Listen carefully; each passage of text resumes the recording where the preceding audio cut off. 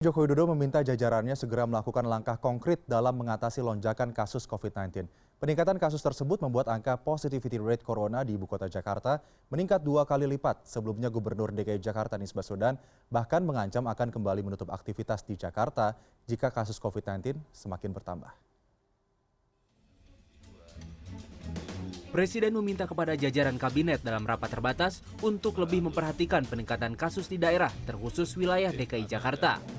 Jokowi juga meminta agar dalam setiap rapat, para menteri tak hanya menyampaikan laporan angka-angka, melainkan rencana kerja konkret yang akan dilakukan. Dalam 1 minggu terakhir, penambahan kasus positif COVID-19 di DKI Jakarta mengalami lonjakan. Berdasarkan data pada 12 Juli, jumlah positif COVID-19 di Jakarta bertambah 404 kasus. Selain di Jakarta, Presiden Jokowi juga menyoroti tingginya kasus COVID-19 di sejumlah provinsi seperti Jawa Timur, Jawa Barat, Sulawesi Selatan, Jawa Tengah, Sumatera Utara, dan Papua. Presiden Jokowi ingin dilakukan tes pelacakan yang intensif di wilayah-wilayah tersebut.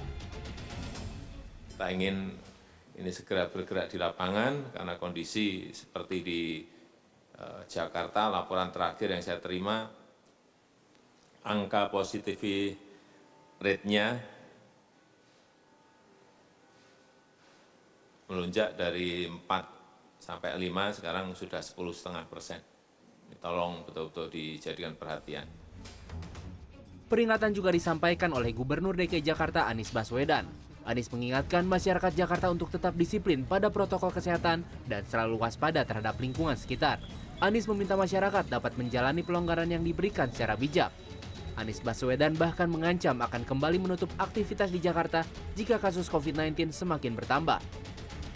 Jangan sampai situasi ini jalan terus sehingga kita harus menarik rem darurat atau emergency brake. Bila itu terjadi, maka kita semua harus kembali dalam rumah.